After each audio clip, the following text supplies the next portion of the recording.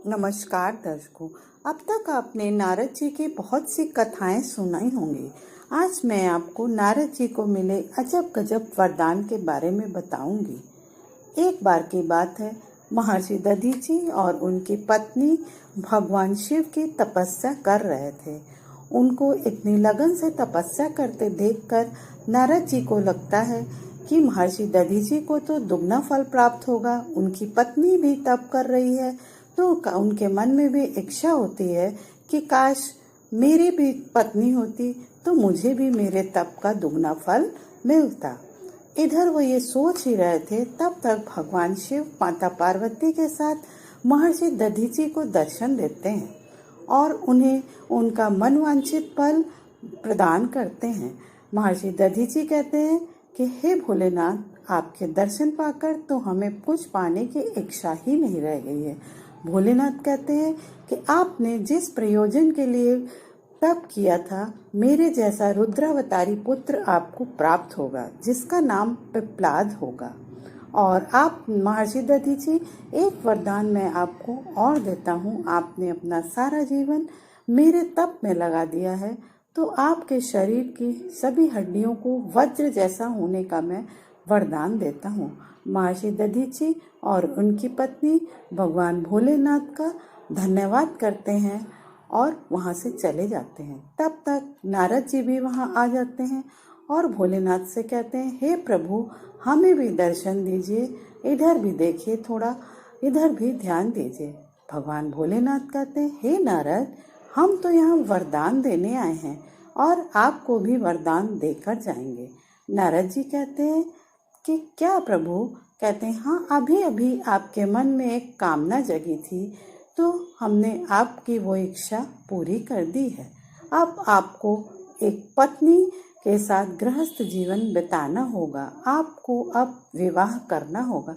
नारद जी कहते हैं, हे प्रभु, मेरे मन में इच्छा मात्र जगने से आपने ये मुझे कैसा वरदान दे दिया?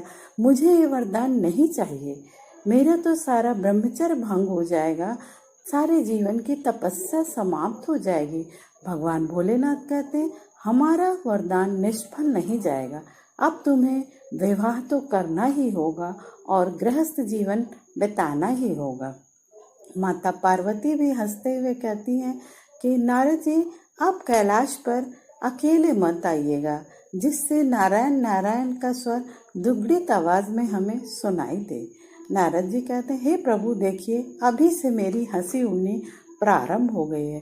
भोलेनाथ कहते हैं, मेरा वरदान निष्फल नहीं हो सकता, तुम्हें विवाह तो करना ही होगा। ओम नमः शिवाय। जय माता पार्वती की जय।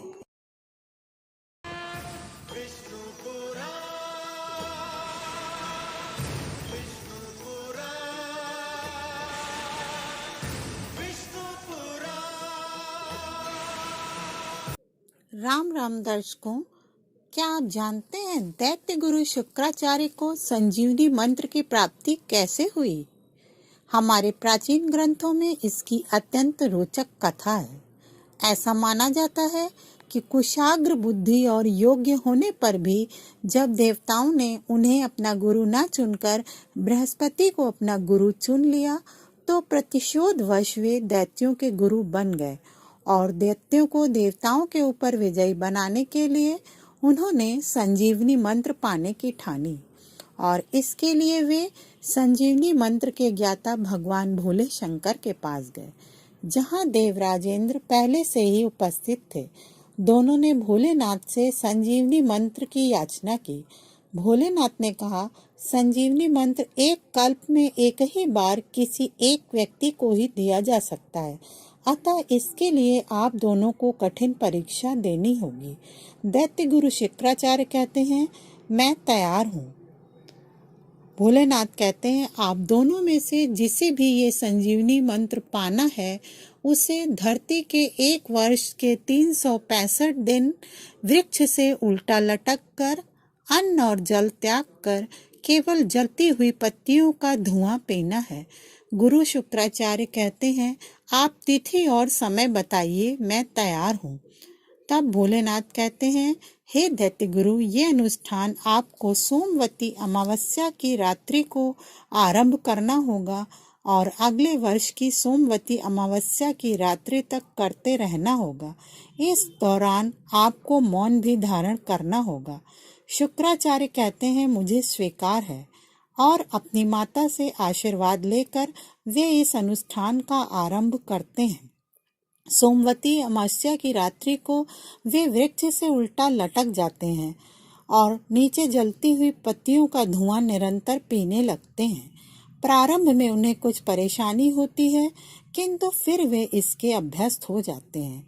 उनका अनुष्ठान सफलतापूर्वक चलते देखकर देवता अत्यंत चिंतित हो जाते हैं और देवराज इंद्र की पुत्री जयंती शुक्राचार्य के अनुष्ठान को विफल करने के लिए उनकी शिष्या का रूप रखकर धरती पर आती है और अग्नि में चंदन डालने के बहाने ढेर सारी लाल मिर्च डाल देती है, जिससे शुक्राचार्य को अत्यंत पीड़ा होती है।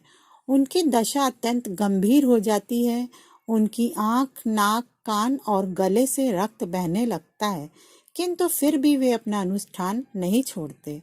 उनकी ये निष्ठा देखकर भोलेनाथ स्वयं धरती पर आते हैं और उन्हें अनुष्ठान रोकने को कहते हैं, तुमने मुझे प्रसन्न किया। तुम ऐसी परिस्थितियों में भी अडिग रहे जिन्हें झेल पाना किसी के लिए भी संभव नहीं है। हे शुक्राचार्य, तुम ही एकमात्र संजीवनी मंत्र के अधिकारी हो। शुक्राचार्य भगवान भोलेनाथ को कोटि कोटि प्रणाम और धन्यवाद करते हैं। भोलेनाथ कहते हैं, हे शुक्राचार्य, मैं तुम्हें संजीवनी विद्या अवश्य दे दूंगा, किंतु ध्यान रहे इसका दुरुपयोग न हो, क्योंकि संजीवनी जीवन दान है। जीवन पुण्य को भी मिल सकता है और पाप को भी मिल सकता है, अंधकार को भी मिल सकता है और प्रकाश को भी।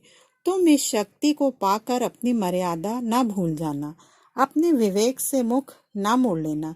शुक्राचार्य कहते हैं, मैं आपकी आज्ञा का ध्यान रखूंगा। तब भोलेनाथ उन्हें संजीवनी मंत्र प्रदान कर अंतर ध्यान हो जाते हैं। ओम नमः शिवाय। जय शिव शक्ति। नमस्कार दर्शकों, समुद्र मंथन से जब प्राणघातक विष निकलता है तो सभी देवता ब्रह्मा जी के साथ मिलकर भगवान विष्णु के पास जाते हैं और भगवान विष्णु उन्हें लेकर भगवान शिव के पास जाते हैं और उनसे कहते हैं कि हे भोलेनाथ, सृष्टि पर संकट के बादल मंडरा रहे हैं।